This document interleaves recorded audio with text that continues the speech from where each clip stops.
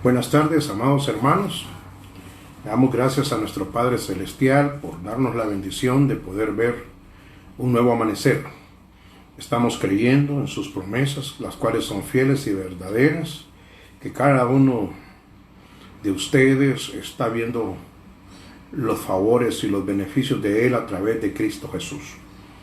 Aquí estamos dando respuesta a los videos, a los estudios que hemos puesto anteriormente. Así que seguimos con las preguntas y respuestas. ¿Cuándo inicia el presente siglo y cuándo termina? Es fundamental. Bueno, este curso de este presente siglo tiene dos partes muy relevantes. Preste atención. Este periodo inició exactamente desde el rechazamiento del Mesías, que es este presente siglo. Inició desde el rechazamiento del Mesías por parte de Israel hasta que Él sea recibido por su pueblo en su segunda venida. Es decir, está reseñado en dos porciones de la palabra de Dios que son bien relevantes. Una que es Mateo 13, en todo el capítulo 13 encontramos exactamente la directriz del pueblo de Israel, su función y sus resultados.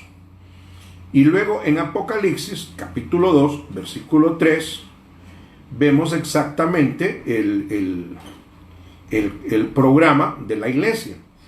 El primero es conocido como programa del reino de Dios, el de Mateo capítulo 13, y el del capítulo 2 y 3 de Apocalipsis es conocido como el programa de la iglesia, para que entiendan de esa manera sencilla. Muy bien. ¿Y cuándo termina? Bueno, este presente siglo termina exactamente con el arrebatamiento.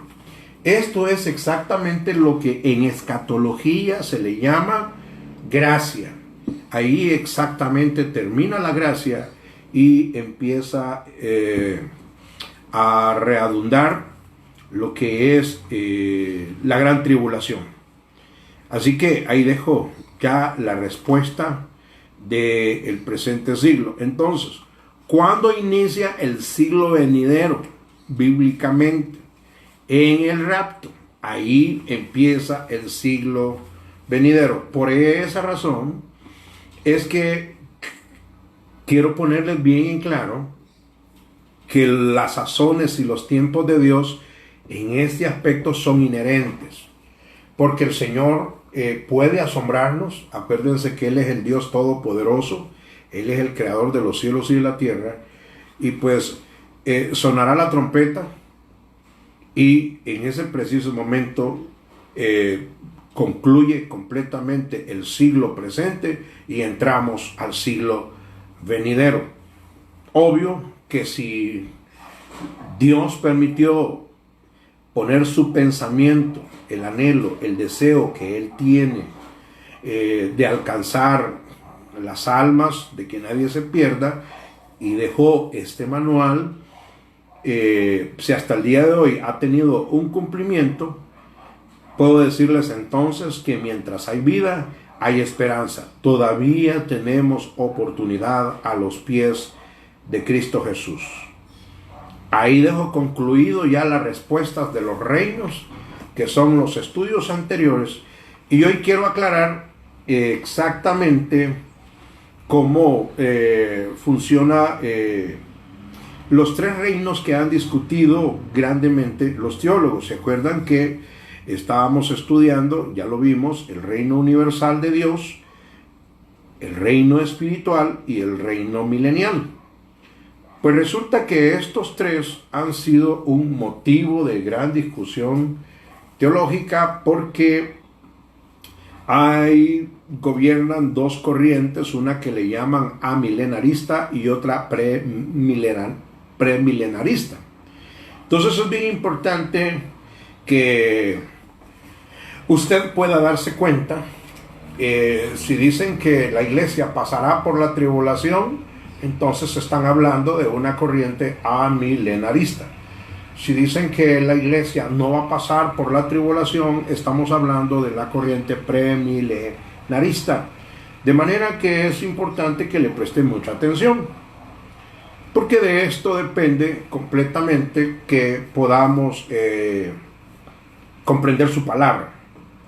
Así que en cuanto, para dar respuestas cuanto al reino universal de Dios y el reino espiritual, les dije que, bíblicamente comprobamos que el reino universal de Dios tiene una relación muy íntima con el reino espiritual. Y quiero que entienda que el reino milenial, que es el que vamos a ver ahora, el reino milenial tiene una gran relación con, la división con el reino de Dios se ha acercado. Esto no quiere decir que uno puede predicar lo que se le antoje, cualquier tipo de reino que a uno se le ocurre. Reino de la prosperidad, reino de lo que sea. No podríamos adulterarlo porque ya están establecidos escatológicamente los ayones y están establecido el programa de Dios para la humanidad. Así que dando respuesta a lo del reino espiritual, encontramos una serie de versículos que son muchos, y en este versículo juega un papel importante la iglesia. En el reino milenial juega un papel protagónico Israel. Acuérdense que en el reino milenial ellos, por pacto de Dios, ellos están reclamando físicamente la tierra prometida, Jerusalén. Y en el aspecto espiritual, en el reino espiritual, juega un papel importante la fe. Es decir, nosotros no estamos reclamando terreno aquí en la tierra, sino que el Padre nos dijo a través de los labios de Jesús: voy pues a preparar lugar para que donde yo esté, vosotros también estéis. Si así no fuera, yo no se los hubiera dicho. En la casa de mi Padre muchas moradas hay. Entonces, San Juan 14:1. Entonces es importante comprender que el reino espiritual juega su herramienta, la fe juega un papel importante como una herramienta muy fuerte para lo que es el reino espiritual. Así que en el reino espiritual vimos una serie de versículos bíblicos que ya los tienen asentados. Si quieren, miremos nada más unos dos para poder entrar al reino milenial, que es muy importante. Por ejemplo, en Mateo capítulo 6, versículo 33, vamos a ver si lo tenemos. Mateo capítulo 3, vamos a abrir la Biblia para comprender estas dos partes. Muy bien, Mateo capítulo 6, versículo 33. Dice así la Escritura: mas buscad primeramente el reino de Dios y su justicia, y todas las cosas os serán añadidas. En este reino espiritual es donde encontramos el círculo de la iglesia, los elegidos, que aclaramos que los elegidos son personas nacidas de nuevo.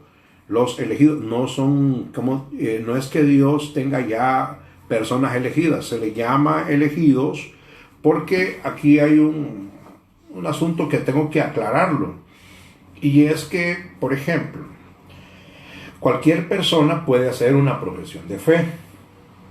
La Biblia dice: desde que creíste fuiste sellado. Pero aquí hay un punto interesante que debo de aclararlo. El hecho de que la persona reciba a Cristo como su Salvador personal solamente la persona que hizo la profesión de fe, es la que puede dar testimonio de su entrega con Dios, de qué tan sincera ha sido y qué tan, como dijéramos, qué tan afectiva, no efectiva, afectiva ha sido su profesión de fe. ¿Por qué razón? Porque la Escritura habla acerca del sembrador. Dice que una semilla cayó entre pedregales. Y esta semilla que cayó entre pedregales es exactamente la interpretación que da el mismo capítulo. Es los afanes, las angustias, los problemas y toda esta situación. Dice que llega el cuervo, se come la semilla y ya la semilla no está en él. Significa que esta persona puede ser que haya dicho: yo hice la profesión de fe, ya soy salvo. Pero él en sí sabe que no es una semilla en proceso. Es ahí donde es importante aclararlo en esta preciosa tarde, porque puede ser que usted esté creyendo que es una semilla en proceso. Y bueno, usted mismo da testimonio que no siente deseo de orar, no siente deseo de leer la Biblia, no quiere congregarse. Entonces, si su semilla, o sea, si su vida espiritual no anhela el desarrollo y el crecimiento espiritual, pues yo no tengo la menor duda que usted no es una persona nacida de nuevo. No solo porque usted es una persona que no anhela las cosas espirituales, sino simple y sencillamente porque cuando somos injertados en Cristo, la misma savia fluye sobre nosotros y empezamos a hacer cosas que en la vida nunca hicimos. Por ejemplo, eso lo vimos en la experiencia de Mateo, cuando el Señor le dijo: sígueme. También lo vimos con Pedro, con Jacobo, cuando el Señor les dijo: vengan, los haré pescadores de hombres. Y bien, más relevante lo vemos en Zaqueo, que era una persona completamente muy alejada de los principios de la palabra, de lo que Jesús enseñaba. Porque estas eran personas que creían, más o menos tenían un conocimiento de la ley, de la Torá, cosas que no los podía hacer comprender la gracia. Curiosamente, cuando el Señor Jesús habla con él, entonces se da un fenómeno. Ese fenómeno que se llama arrepentimiento. El problema es que como cristianos, si usted es una persona que va a la iglesia y le incomoda el adorar a Dios, o usted es una persona que le incomoda leer la Biblia, usted es una persona que no ora, y usted va a la iglesia por inercia, va por ir, este estudio bíblico le puede abrir hoy el interés de poder asegurarse de que Cristo está en su corazón. Porque la razón de estos estudios bíblicos no es amedrentar a las personas, sino comprender que Cristo es el autor intelectual como un plan de salvación para las generaciones pasadas, presentes y futuras. Entonces, quiero aclarar esto porque aún he estado recibiendo personas que me han llamado que no sienten absolutamente nada por aspirar las cosas de Dios y profesan ser cristianos. El problema es que siguen en sus caminos antiguos, de borracheras, de drogadicción, de adulteramiento. Posiblemente tienen una vida completamente en eso, muy desordenada, y entonces esta persona se predomina. Yo hice la profesión de fe y ya soy salvo. Y es ahí donde hemos entrado en un conflicto en que funciona la palabra de Dios, funciona. Si no, el Señor nunca hubiera permitido que los hombres inspirados por Dios pusieran Romanos 10:9, Romanos 10:10, Romanos 10:11, Proverbios 23:26, Apocalipsis 3:20, Primera de Corintios 15:4, y nunca jamás hubieran puesto San Juan 1:12. Entonces, quiere decir que si hay un mecanismo a cumplir que nos permite salir de la tiniebla a la luz, entonces hay que irse por ese camino. Ahora, lo que hace efectivo esa semilla es el arrepentimiento. Y es aquí donde surgen las tres maravillosas preguntas. O sea, ¿qué tan dolido está usted del estilo de vida que ha llevado en el mundo? Ese es un punto interesante. Porque si uno ya viene bien golpeado del mundo, ¿cómo no le va a agradecer a Dios poder respirar un día diferente? Segunda cosa, Dios no va a poner su palabra para jugar con los sentimientos de los seres humanos.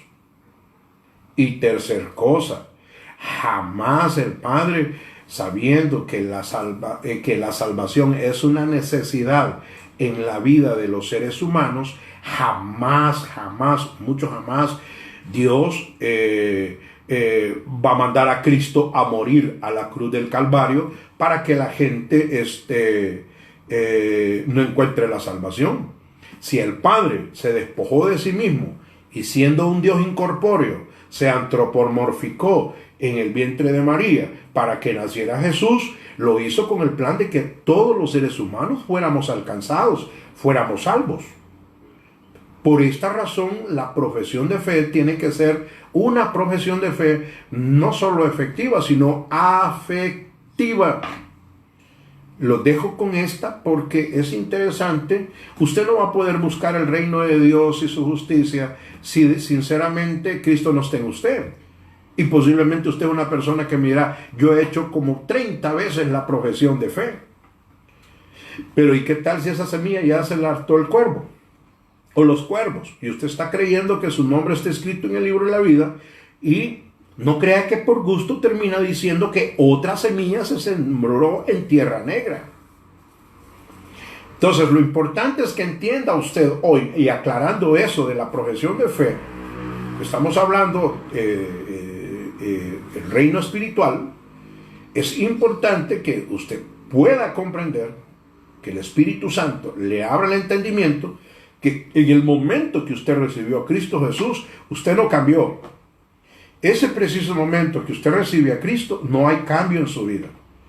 O sea, esa semilla tiene que entrar en un proceso de morir, podrirse, echar raíz, germinar para ver frutos. Entonces, a eso se le llama arrepentimiento. No a que usted hizo la profesión de fe y ya está, es salvo, ya no pasa nada, pero analícelo en un termómetro dentro de su vida.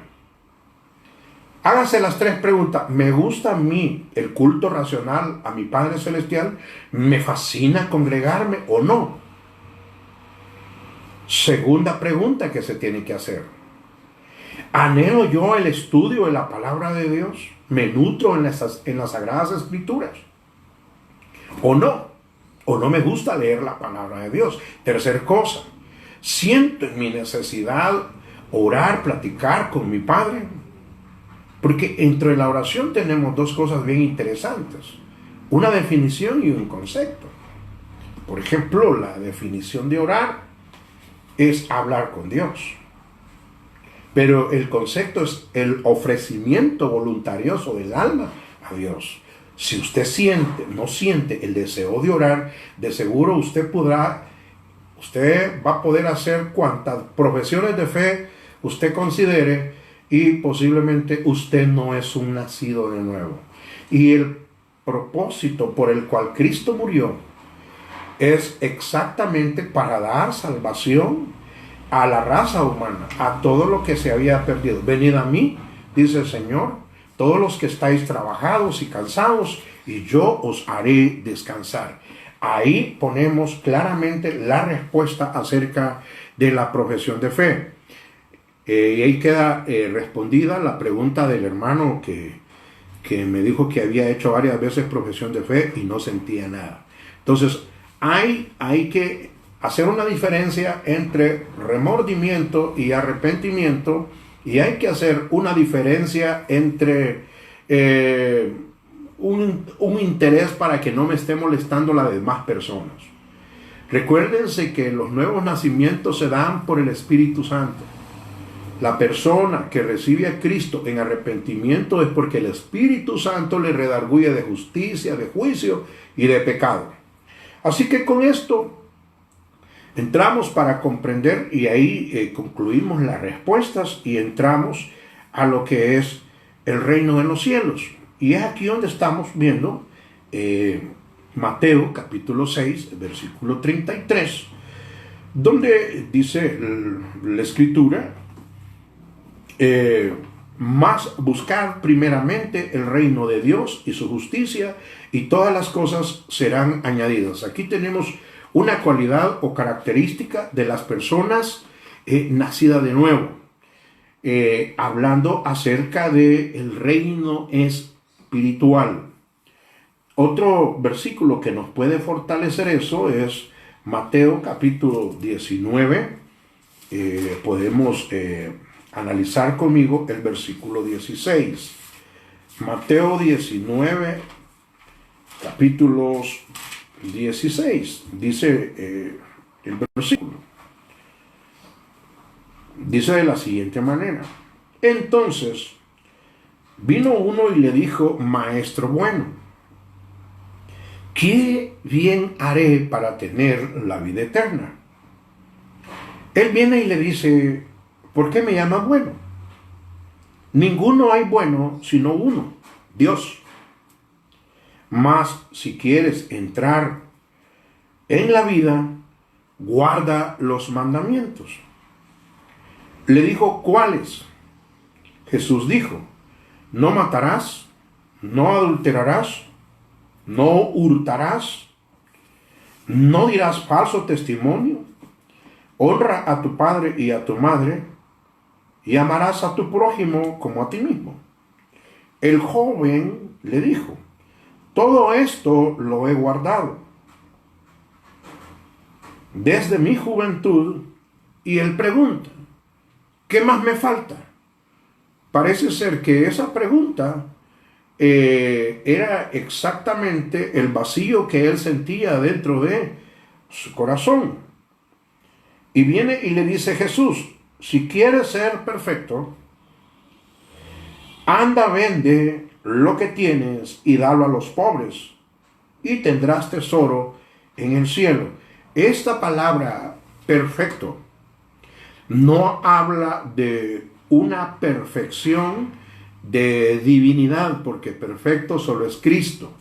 El contexto dice que el que se considere perfecto hace mentiroso a Dios, y es imposible que Dios mienta. Este tiene una relación en el contexto que usted ve en Job, capítulo 1, versículo 1, donde dice: hubo en la tierra de Ub un varón hombre perfecto. Esa palabra perfecta es yachá, significa temeroso y respetuoso. Entonces, lo que está tratando la manera de decir el versículo 21, Jesús le dijo: si quieres ser respetuoso y temeroso, anda, vende lo que tienes y dalo a los pobres, y tendrás tesoro en el cielo. Y le dijo: ven y sígueme. Oyendo el joven esta palabra, se fue muy triste. Entonces Jesús dijo a sus discípulos: de cierto os digo, que difícilmente entrará el rico en el reino de los cielos. No porque sea rico, sino porque obviamente si él no es una persona nacida de nuevo, su interés no está en las cosas espirituales, su interés está en las cosas materiales. Y las cosas materiales, aunque son necesarias, son perecederas. Y es importante que ustedes puedan comprender que el nacer de nuevo no va a dar muchos beneficios. Uno de ellos, las promesas de la palabra de Dios. Claman los justos, dice, y Jehová los oye. Hay una promesa importante que da vida a las necesidades de sus hijos nacidos de nuevo. Dice, buscad y hallaréis, tocad y os abriré, pedid y se os dará, buscad y hallaréis, tocad y se os abrirá. Porque el que pide recibe, el que busca halla, el que toca se le abre. Y dice, todo lo que pidieres al Padre en el nombre de Jesús, dice, Él se los dará. Y encontramos un versículo que a mí me fascina mucho, San Juan 15 y 16 dice, vosotros no me elegisteis a mí, yo los elegí a vosotros, para que vayan, lleven fruto y el fruto permanezca. Me llama la atención el punto y la coma.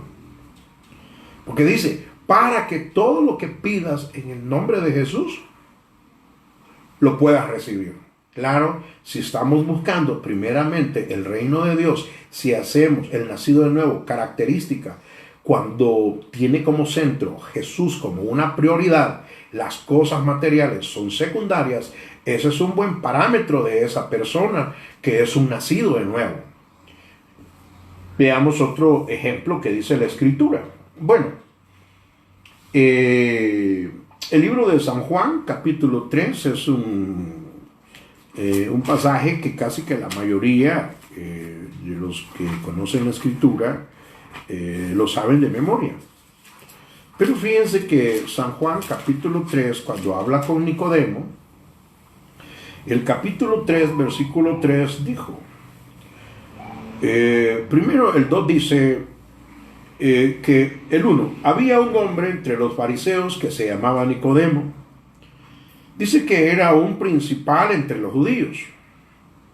Este vino a Jesús de noche y le dijo, Rabí, sabemos que has venido de Dios como maestro, porque nadie puede hacer estas señales que tú haces si no está Dios con él.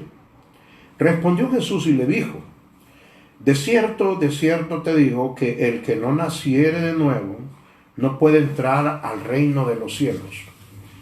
Ustedes se recuerdan cuando el apóstol Pablo en 1 Corintios 15, por ahí por el 46 en adelante, dice que así como hemos traído la imagen del hombre natural, traeremos la imagen del hombre espiritual. Entonces encontramos que para poder tener la seguridad que somos nacidos de nuevo, entonces ocupamos hacer de Cristo más que una prioridad el respirar de nuestro diario vivir. Cristo tiene que ser el centro en todo en nuestro diario vivir. Y dice aquí que es necesario nacer de nuevo.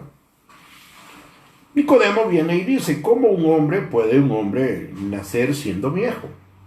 ¿Puede acaso entrar por segunda vez en el vientre de su madre y nacer? Y Jesús le dijo, de cierto os digo que el que no naciere de agua y del Espíritu no puede entrar al reino de Dios. De manera que aquí hoy encontramos una práctica anexada. Primero tenemos la profesión de fe, que ya les expliqué, que es una profesión de fe concientizativa. Y luego tenemos la acción de proceder al camino que el Señor nos enseñó. Cuando Él murió y resucitó al tercer día de entre los muertos, que es tipología del bautismo. Pero también el Señor Jesús dio una ordenanza. Y dijo, vayan y hagan discípulos, bautizándolos en el nombre del Padre, del Hijo y del Espíritu Santo. Ahora, que este estudio bíblico te permita a que si la parte 1 de tu profesión de fe estamos bien, tú das fe de que Cristo está en tu corazón, pues yo te animo a que camines a las aguas. Es importante que nazcas del agua y que nazcas del Espíritu para que puedas comprender esta parte de lo que es el reino espiritual. Miremos un último ejemplo y esto lo vamos a encontrar Romanos 14, 17. Romanos capítulo 14, versículo 17. Porque el reino de Dios no es comida ni es bebida. De manera que cuando dice no es comida ni es bebida, habla de cosas materiales. Y en esto es importante que entiendas que el reino de Dios no consiste en los bienes materiales que el hombre posee. Ya nos dimos cuenta con el joven rico. Y dice ahí, sino justicia, paz, gozo en el Espíritu Santo. No dice por el Espíritu Santo, sino dice en el Espíritu Santo, en el paracleto, en la coinonía del Espíritu Santo. Porque el que en esto sirve a Cristo agrada a Dios, y no solamente lo agrada, dice, es aprobado por los hombres. Así que sigamos lo que contribuye a la paz y a la mutua edificación. El reino espiritual tiene una base bien fundamental y su base es la fe. Así que la diferencia entre reino universal y reino espiritual es muy íntima. Se habla de un gobierno al final milenial. Ese es exactamente el rollo. Ahora, la pregunta que yo tenía que responder hoy en cuanto al reino milenario es que el reino milenario, para entrar ya hoy en eso, se divide en dos facetas. La primera es el reino de Dios está aquí, y el reino milenial. Las dos cosas son, tienen el mismo trasfondo. Les voy a explicar. ¿Qué es el reino de Dios en la tierra? El Padre le dejó un reino, al cual dejó vicerregente, dominio, gobierno, cuido, enseñoreamiento a Adán y Eva sobre todas las cosas que existen, menos sobre la señora. Eso usted lo ve en Génesis capítulo 1, versículo 26, donde dice, hagamos al hombre a nuestra imagen y semejanza, y señoree sobre los peces del mar, y así sucesivamente. Ese reino que Dios le pone en la evaluación, donde le dice, puedes comer de todo árbol que hay, menos del árbol de la ciencia del bien y del mal, no es porque fuera dañino. Es que Dios, el Padre, sabía realmente en su presente absoluto, en su omnisciencia, Él ya sabía todos estos acontecimientos que están y de pandemia. Quiero que lo sepa que para Dios no es nada sorprendente lo que está sucediendo ni lo que viene adelante. O sea, precisamente por eso Él dejó esa provisión maravillosa en Cristo Jesús, para que nadie se pierda. El que crea en mí, dice el Señor, aunque esté muerto vivirá. De su interior correrán ríos de agua viva.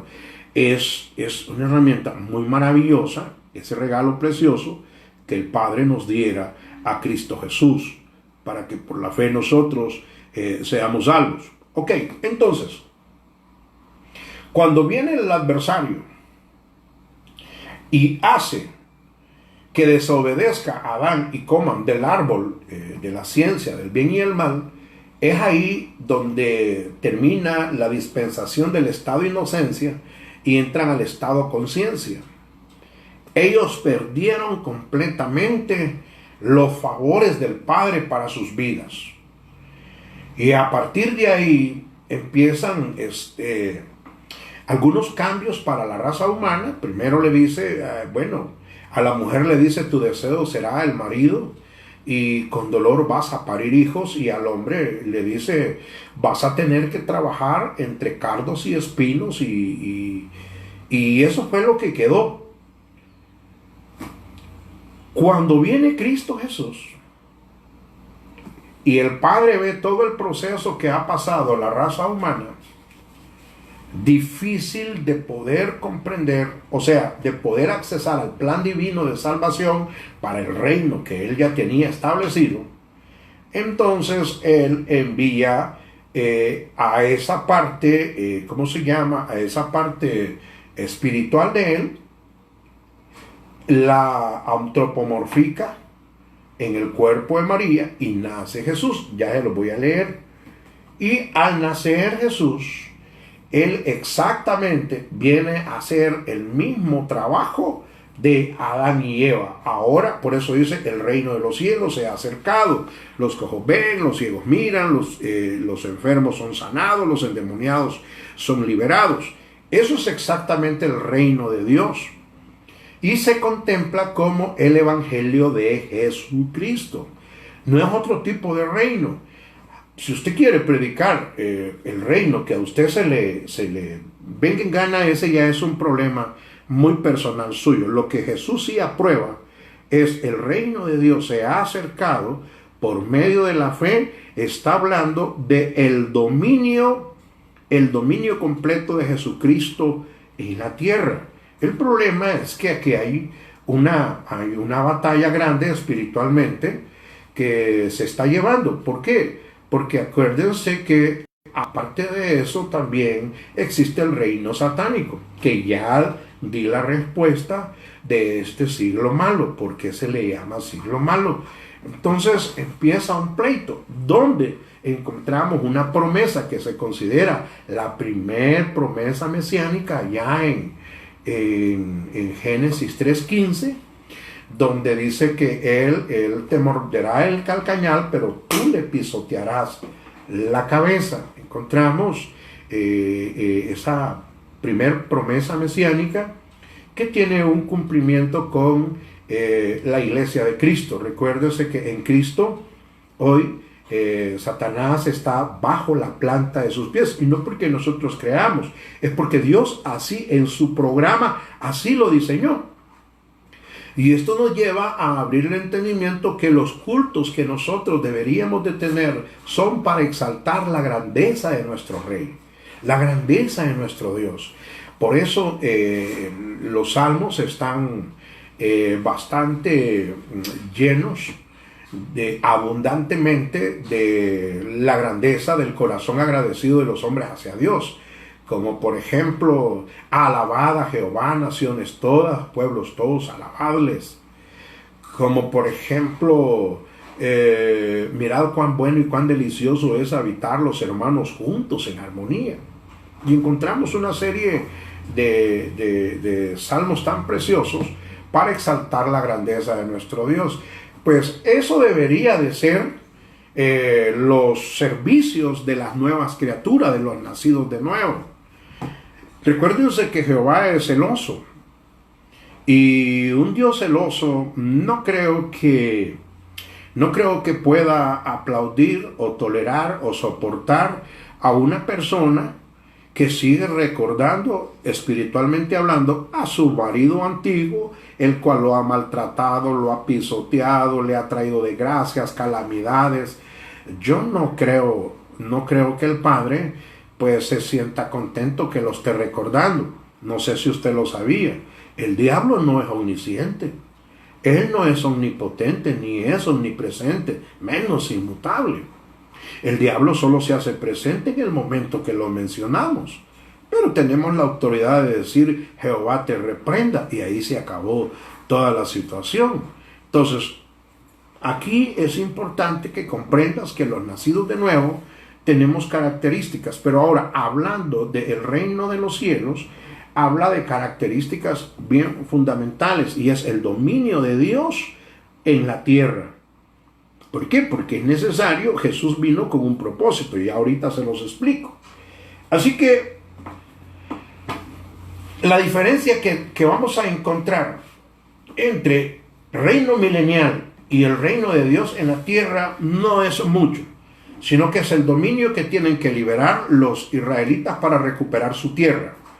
Empecemos, si usted quiere, con reino milenario, para que lo podamos comprender, ya que ahí ya se dieron las respuestas de todas las inquietudes de los 6 estudios que hemos tenido. Importante aclararles que esto nació por la situación de cuarentena y por la gente que tenemos en la iglesia, y la pedagogía que hemos venido interactuando es que les he dejado cosas inconclusas para que ustedes hagan sus investigaciones y tengamos que interactuar maestro y alumno. Y qué bueno, porque sí ha dado buen resultado, y en base a unas respuestas que ustedes han tenido erradas es que hemos creado esta parte del día de ayer y hoy como preguntas y respuestas de los estudios anteriores que hemos tenido. El estudio del reino el estudio de los siglos, el estudio de los misterios, y hoy estamos en el estudio de los reinos. Así que aclaré ya esa situación del reino espiritual, y hoy nos metemos al reino milenial. Miren, la diferencia entre reino espiritual, ya les dije que el reino espiritual es la fe, la herramienta poderosa que juega de que vamos a ser salvos, vamos a ir a las bodas del Cordero. Reino milenial es físico. Son promesas físicas que Dios le hizo a Israel, que no tienen nada que ver en este preciso momento de periodo gracia con nosotros. Miremos la escritura. Segunda de Samuel, capítulo 7, versículo 8 al 18. Yo he sacado más o menos 30 versículos, pero voy a darles algunos relevantes para que nos pueda quedar clara esta situación. Segunda de Samuel, capítulo 7, versículo 8 dice: Ahora pues, dirás así a mi siervo David: Así ha dicho Jehová de los ejércitos: Yo te tomé del redil, de detrás de las ovejas, para que fueses príncipe sobre mi pueblo, sobre Israel. Y he estado contigo en todo en cuanto has andado. Y delante de ti he destruido a todos tus enemigos, y te he dado un nombre grande, como el nombre de los grandes que hay en la tierra. Además, yo fijaré lugar a mi pueblo, atención, yo fijaré lugar a mi pueblo Israel, y lo plantaré para que habite en su lugar y nunca jamás será removido. Hablando de la nueva Jerusalén. Ustedes van a ver Apocalipsis capítulo 22, dice el 1: y vi cielo nuevo y tierra nueva, las cosas viejas pasaron y aquí todas son hechas nuevas. Está hablando de la restauración completa de Sión, de Jerusalén, del templo donde adorarán a Jehová.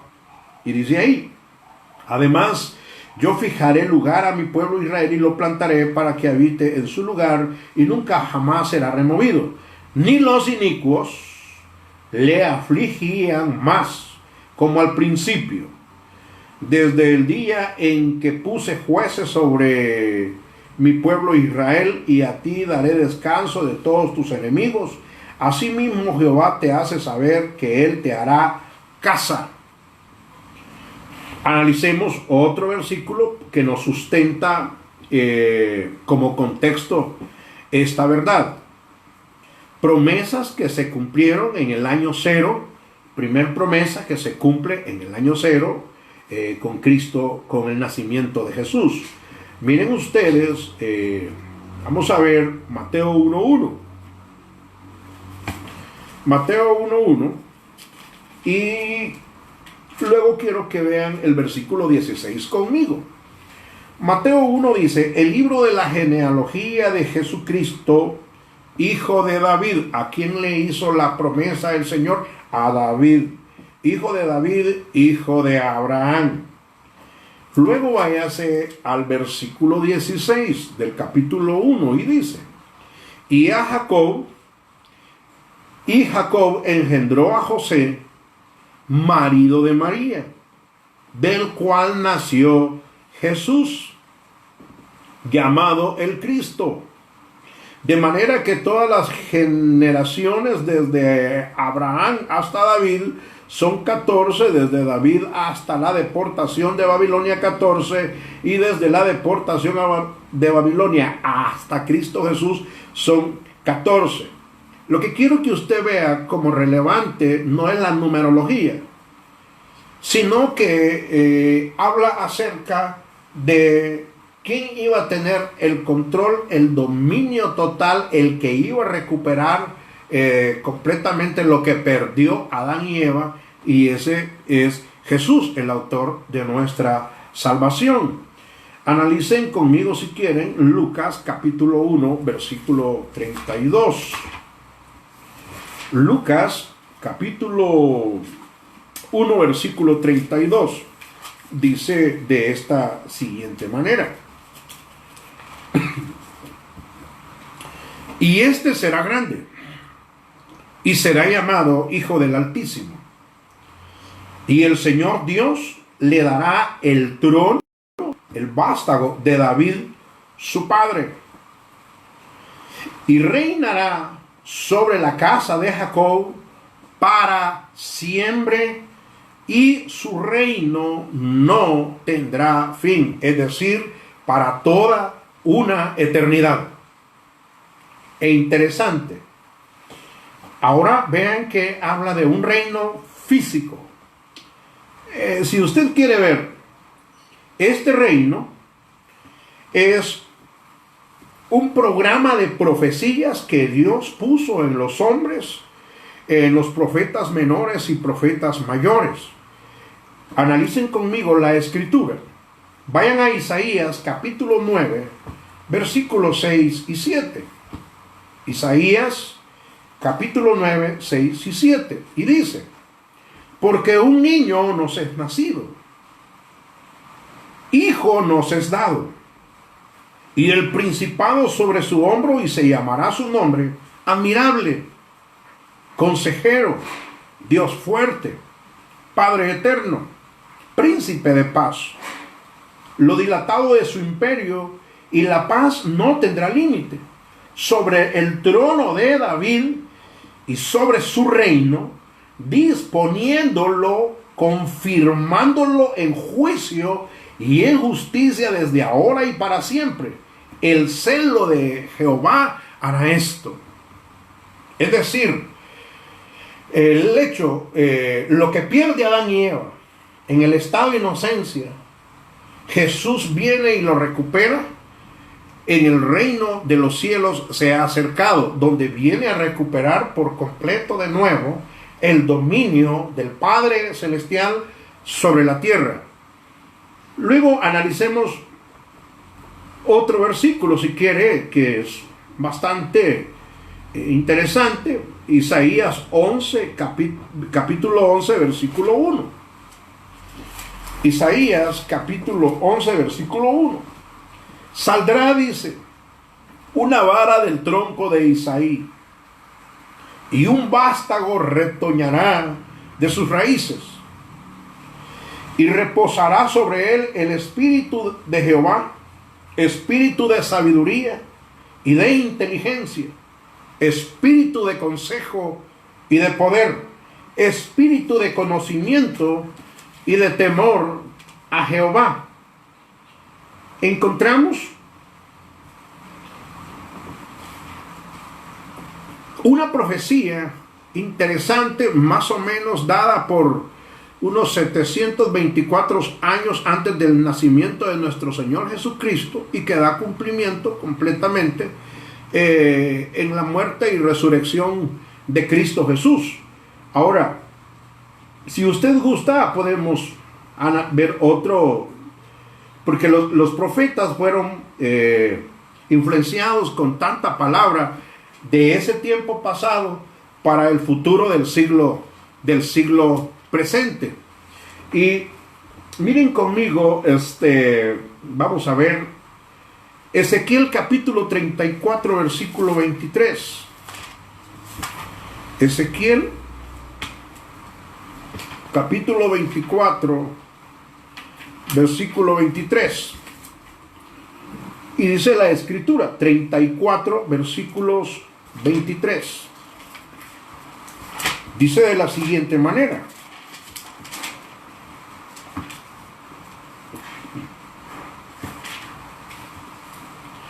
y levantaré sobre ellas a un pastor, y él las apacentará. A mi siervo David Él las apacentará, y Él les será por pastor. Yo, Jehová, le seré por Dios, y mi siervo David, príncipe en medio de ellos. Yo, Jehová, ha hablado. Encontramos de reunir al grupo de personas en base a un guía que es denominado pastor. Interesante es que podamos comprender que este pastor tiene privilegios, pero también tiene responsabilidades. También hay ayes en cuanto a las personas que no han comprendido el ministerio pastoral. Su palabra enseña y dice: ay de los pastores inútiles que no apacientan mis ovejas, sino que agarran la engordada y se nutren de los beneficios de ella y nunca velan por los intereses de ella. Esa es exactamente la situación que se ha dado en este siglo malo en cuanto a los ministerios, pero no me voy a meter ministerios que el Señor dejó para la iglesia. Eso es otro tema aparte, que no quiero confundir el material que hemos preparado. Así que Oseas capítulo 3 versículo 4 al 5, vamos a verlo. Oseas capítulo 3, el versículo 4 al 5. Porque muchos días estarán los hijos de Israel sin rey.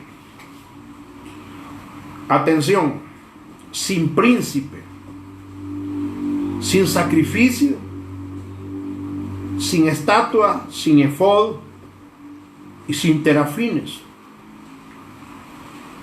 Y después volverán los hijos de Israel y buscarán a Jehová su Dios y a David su rey, y temerán a Jehová y a su bondad en el fin de los días.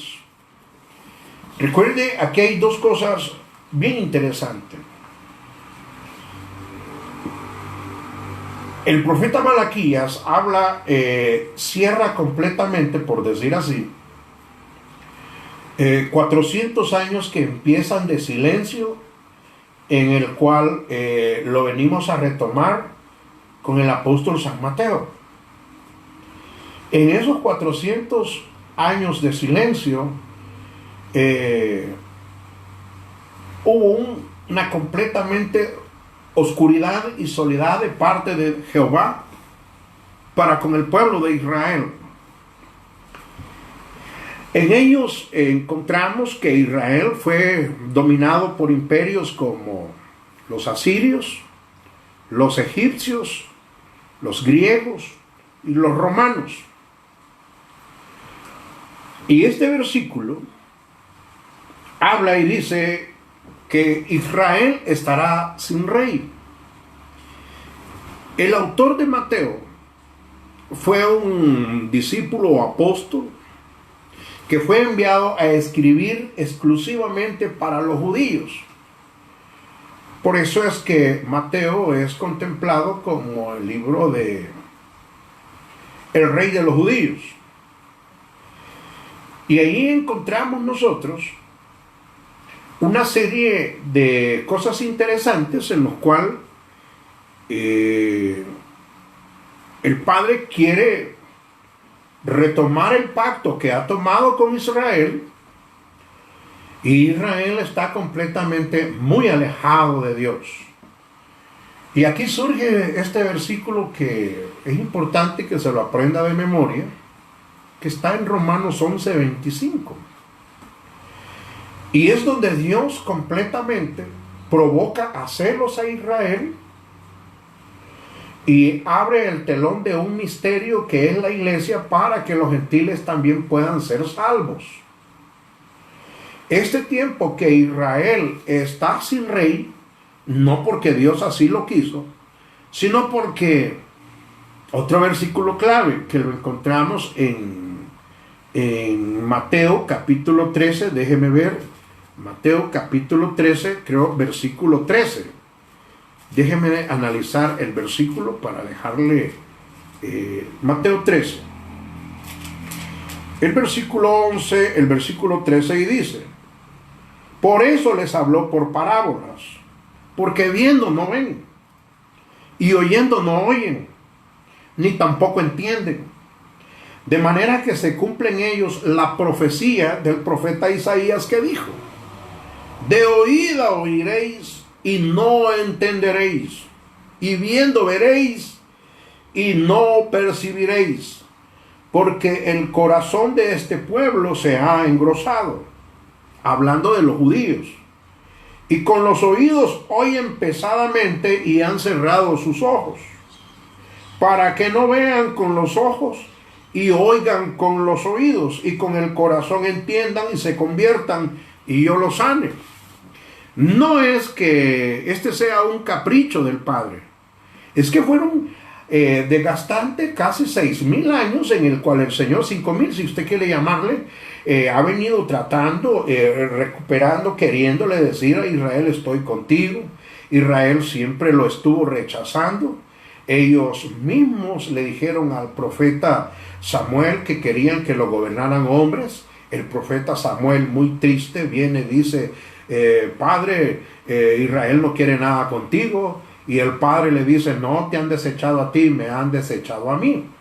Y así fue como los hombres decidieron que hombres los gobernaran. Y es aquí donde encontramos esta situación bien interesante. Ahora los suyos vino, dice, y los suyos no le recibieron. Obviamente, después de 400 años de silencio, generalmente los únicos que posiblemente todavía tenían la esperanza de mirar con sus ojos al caudillo eran nada más que todos los magos.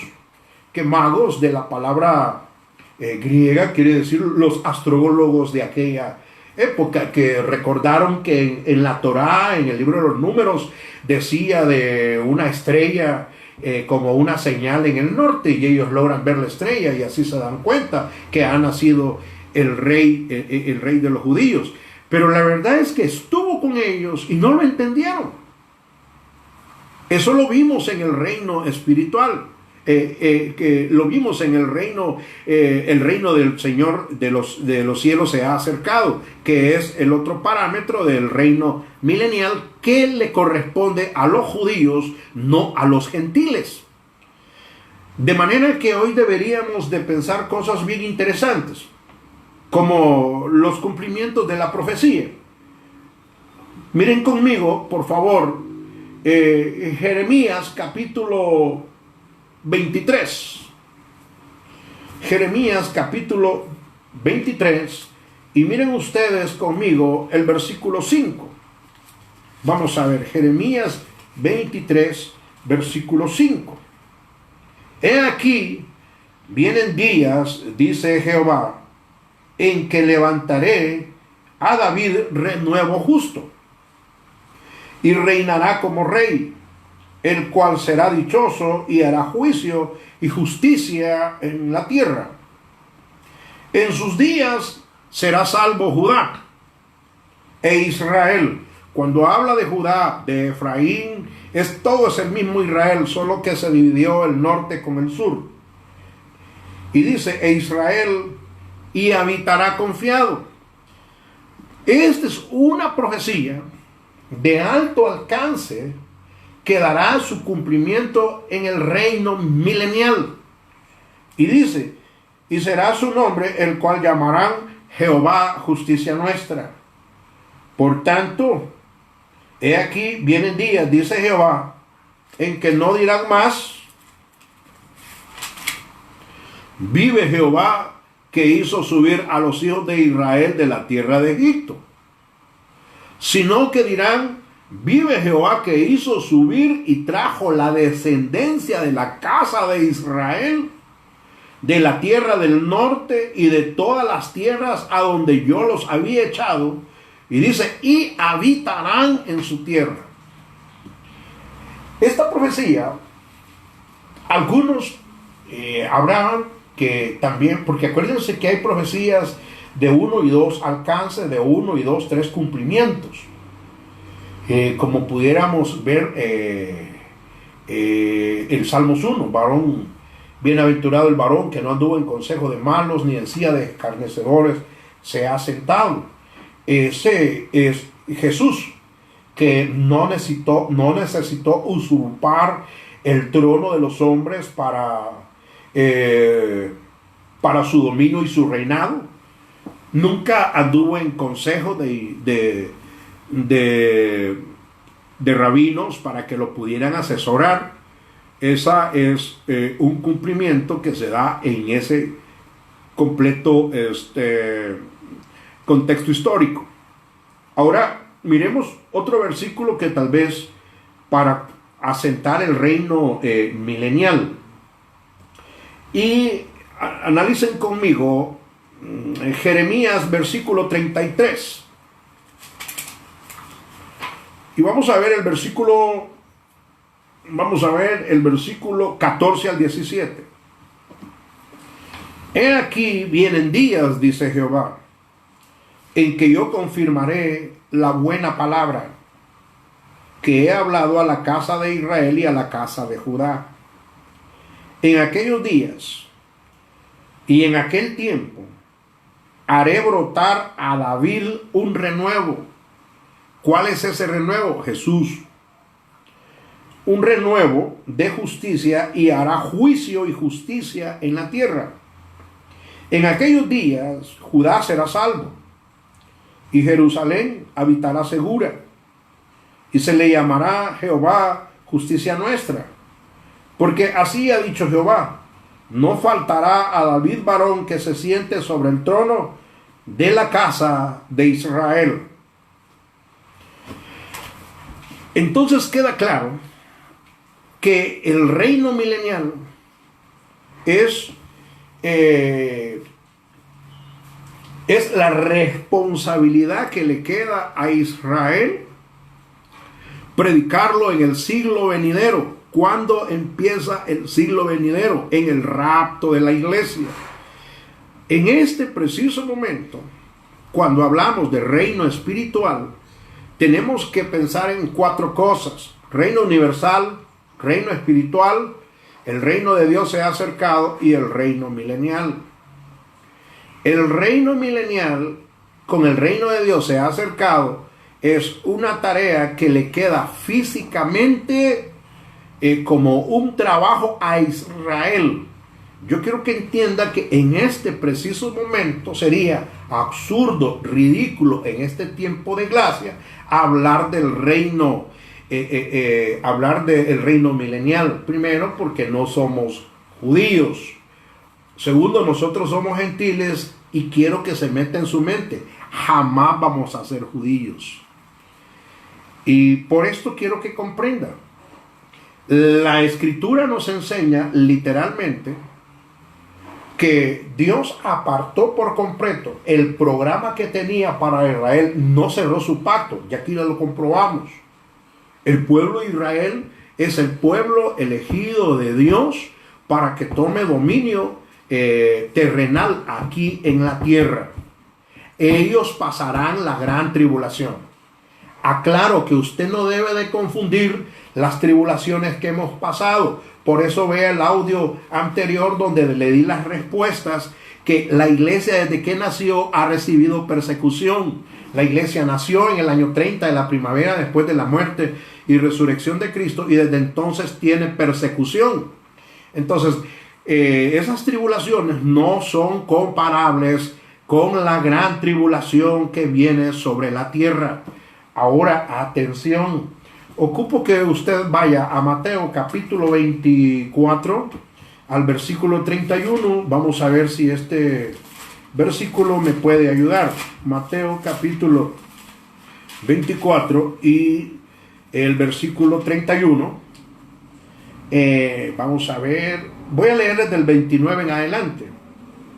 E inmediatamente después de la tribulación, acuérdense que el fin de siglo caducará exactamente en el rapto. Ahí termina fin del siglo presente y empezamos con el siglo venidero. E inmediatamente después de la tribulación de aquellos días, el sol se oscurecerá y la luna no dará su resplandor, y las estrellas caerán del cielo, y las potencias de los cielos serán conmovidas. Entonces aparecerá la señal del Hijo del Hombre en el cielo, y entonces lamentarán todas las tribus de la tierra, y verán al Hijo del Hombre viniendo sobre las nubes, con poder y gran gloria, y enviará sus ángeles con voz de trompeta, y juntarán a sus escogidos de los cuatro vientos, desde un extremo del cielo hasta el otro extremo.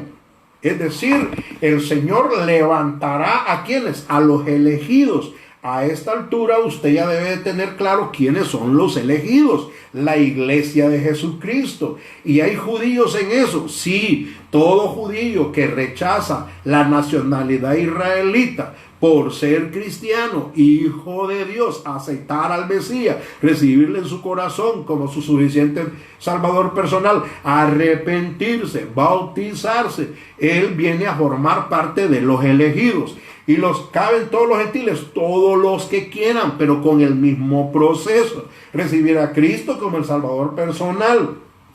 Pero no una profesión ambigua, sino una que te haga a ti, que te haga hacer sentir que has sido afectado por esa decisión que tomaste, que estés consciente que el Espíritu Santo te ha redarguido de justicia, de juicio y pecado, y que cierras el telón de la vieja naturaleza y como muestra en acción, empiezas a tomar cambios, de hacer nuevas elecciones de amistades, porque es necesario que borres la información del mundo y metas una nueva información en tu microchip para que puedas comprender muchas de las bendiciones que el Padre tiene para sus elegidos, que es: en el mundo estamos, pero no somos del mundo, somos embajadores de Cristo aquí en la tierra. Ahora, si usted quiere, conmigo vaya a San Juan. Encontramos otra situación interesante. Les explicaba en videos anteriores, les di todas las citas bíblicas de los acontecimientos que van a suceder a Israel y los acontecimientos que van a suceder a su iglesia. Yo quiero que usted entienda que la suerte de Israel no será la suerte de los gentiles. Ya en la iglesia ya no hay judíos y ya no hay gentiles. Todos somos uno en Cristo Jesús. Somos la novia del Cordero. San Juan capítulo 14 dice de la siguiente manera el versículo 1 y 2. No se turbe vuestro corazón, creed en Dios, creed también en mí. Es decir, rompe por completo, hablándole a los judíos, la Torá. Porque yo no he venido a abolir la ley, la Torá, yo he venido a cumplirla. Si vas a creer en el Padre Celestial, si vas a creer, entonces también cree en mí, porque Él era el Mesías, el enviado del Padre, a recuperar el reino de los cielos que había perdido Adán y Eva, y se recuperó en Cristo Jesús. Ahora dice: en la casa de mi Padre, está diciendo Jesús, muchas moradas hay. Si así no fuera, yo los hubiera dicho. Voy pues a preparar lugar para vosotros. Hablando de los elegidos. ¿Quiénes son? Las nuevas criaturas, los nacidos de nuevo. ¿Quiénes califican? Todos en esta perfecta gracia tenemos la bendición que nuestro Señor y Salvador Jesucristo está como un sacerdote intercediendo por toda la humanidad. Y la Escritura nos enseña que en Él hay redención y en Él hay justificación y hay perdón de pecados. Este es el día aceptable del Señor. Te animo en el nombre de Jesús, amigo, hermano o quien sea. Ven a los pies de Cristo Jesús y encontrarás de nuevo la bendición de poder comprender muchos privilegios y bendiciones que te estás perdiendo por no comprender que eres un hijo de Dios. No eres cualquier persona. Eres la novia del Cordero. Y mire, y dice: voy pues a preparar lugar para que donde yo esté, vosotros estéis. Qué interesante. Por eso es que la característica de los nacidos de nuevo es buscar primeramente el reino de Dios y tu justicia. Salomón decía en el libro de Eclesiastés que aún con tantas propiedades y cosas que tenía, esas cosas, decía, al morir alguien, quien las va a disfrutar es la otra persona que no le costó absolutamente nada. Es decir, el bien que Dios pone hoy en tu mano, iglesia, entiende esta palabra de Dios. El bien que Dios pone en tus manos es para lo que lo utilices para el avance de la obra del Padre, no para que hagas riquezas ilícitas comprando propiedades y propiedades y propiedades y propiedades, y la iglesia de Jesucristo aguantando hambre en miserias y en penurias. Tienes que entender, amado ministro, con todo el corazón, que si quieres ser parte de los elegidos, de la iglesia de Cristo, si quieres sentirte privilegiado de ser un hijo de Dios, renuncia completamente a las mundanalidades. Deja que los dineros son de Jehová de los ejércitos. Nunca te hará falta nada. El Señor le dijo al profeta: mía es la plata y mío es el oro, dijo Jehová de los ejércitos. Y Él la da a quien Él quiere. Ahora, quiero que entendamos en esta preciosa tarde que no estamos hablando de que vivas una vida de zozobra, sino que comprendas, que puedas entender que tienes un mejor lugar. Aparte de eso, que puedas comprender, no vamos a lograr hacer la gran comisión sin las finanzas. ¿Cómo es posible que como hijo de Dios no puedas entender que para mover los recursos de la tierra se necesitan fondos monetarios? Y yo no creo que como persona necesitas 4 casas para vivir. Con una buena mansión la haces bien. Si quieres un buen carro del año, gloria a Dios. Pero sé justo. Sé un hijo del Padre. Sé un nacido de nuevo. Sé un predicador del reino de los cielos. Sé un hombre de Dios. Sé la novia del Cordero. Y dice: si me fuere, dice el Señor, os prepararé lugar. Y vendré otra vez y os tomaré a mí mismo, para que donde yo estéis, vosotros también estéis. Pregunto: ¿a dónde vas a meter todas las cosas materiales y van a quedar en la tierra y esto va a arder como estopa? Con esto voy a terminar en esta preciosa tarde. Te he declarado en el nombre de Jesús, iglesia, que todos los estudios bíblicos que empezamos, el protagonista, el autor intelectual se llama Jesucristo. Jesucristo salva, Jesucristo cambia, Jesucristo transforma. Y no estoy en contra de lo que prediques lo que te dé la gana como obrero. Nada más te estoy dando la palabra de Dios. Lo tomas o lo dejas. Ese es un problema muy tuyo. Solo esto puede ser posible en los nacidos de nuevo. Termino. Mira 1 Corintios capítulo 4 versículo 9 para que puedas comprender en cuanto a los nacidos de nuevo. Y con esto estamos cerrando el estudio bíblico. 1 Corintios capítulo 4 versículo 20. Dice la Escritura: porque el reino de Dios no consiste en palabras, sino en poder. Es decir, el Padre nos ha mostrado que en Cristo Jesús hay cambios, hay perdón de pecados, hay redención de pecados, hay salvación. La Escritura nos enseña que mientras hay vida hay esperanza. Creo que hoy les he no concluido, sino les he expuesto acerca de lo que es el reino milenial, y que este reino, se los aclaré, ha sido proclamado como el reino de los cielos se ha acercado, y esto se dio en la primera venida de Jesucristo. Ya lo vimos en el video anterior, pero que comprendas Mateo 3:2, Mateo capítulo 4:17 y Mateo 10:5-7. Pero que fue rechazado por Israel y por lo tanto Dios lo posterga. Mateo capítulo 23, versículo 37 al 39. Te lo leemos si quieres. Con esto estoy concluyendo, amado hermano. Mateo 23, versículo 39 al 37. Y dice de la siguiente manera: 37. Jerusalén, Jerusalén, que matas a los profetas y apedreas a los que te son enviados.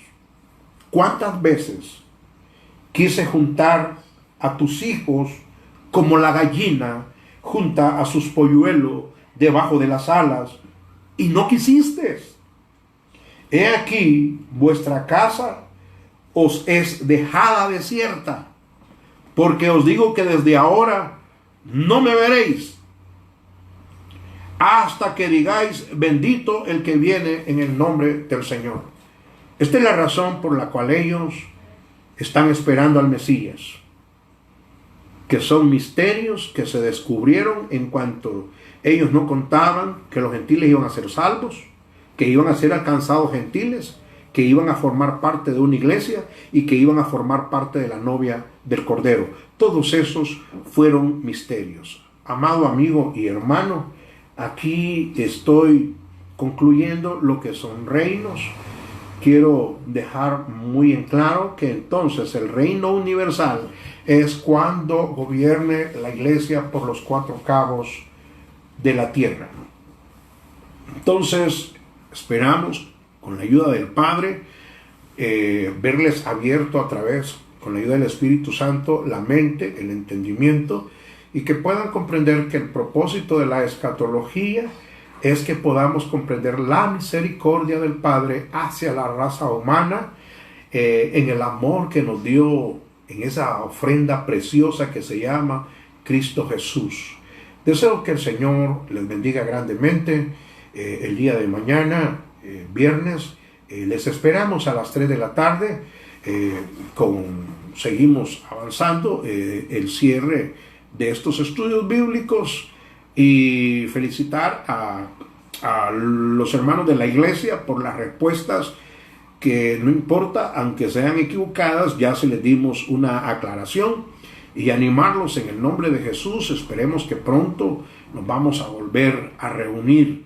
Mientras tanto, seguimos respetando la ley, porque las leyes fueron establecidas por Dios y nosotros debemos dar testimonio en cumplirlas. Padre, bendecimos a tu pueblo de una manera muy especial. Oramos en esta preciosa hora para que bendigas cada persona, Señor, amigo, hermano, ministro, consiervo, Señor, que predica tu palabra con amor y con denuedo. Sea tu gracia y tu favor sobre su vida. Oramos, Señor, para que les dé sabiduría a los presidentes en todas las naciones, Señor, para que puedan contrarrestar la situación de este virus, Señor, que no es nada nuevo. Ya lo comprobamos, que cada 100 años, cada siglo, suceden acontecimientos, pero que hoy anhelamos que pongas tu mano de bendición, Señor. Dale sabiduría a los gabinetes, Señor, a los diputados, a la Asamblea Legislativa, al Ejecutivo, a los rubros, los mecanismos indicados, Señor, para Ministerio de Salud, de Justicia, Señor, de Educación, que les puedas ayudar para apalear esta situación de esta pandemia En el nombre de Jesús, oramos por la paz de Jerusalén. Bendice a tu pueblo Israel, Señor. Y oramos por todos los pastores del Concilio Internacional Pentecostés Fuerte de Agua Viva en Latinoamérica. Oramos para que nos abras puertas hasta Europa, Padre, en el nombre de Jesús, en el mundo entero. Y oramos, Señor, por la Iglesia Tabernáculo Bíblico de Capacitación y Adoración Fuente de Agua Viva, desde aquí de San José, Costa Rica, el lugar de epicentro del último gran avivamiento a las naciones, en el nombre de Jesús. Amén. Que el Señor les bendiga, amados hermanos. Feliz tarde. En el nombre de Jesús les esperamos mañana, si el Señor no ha venido, a las 3 de la tarde.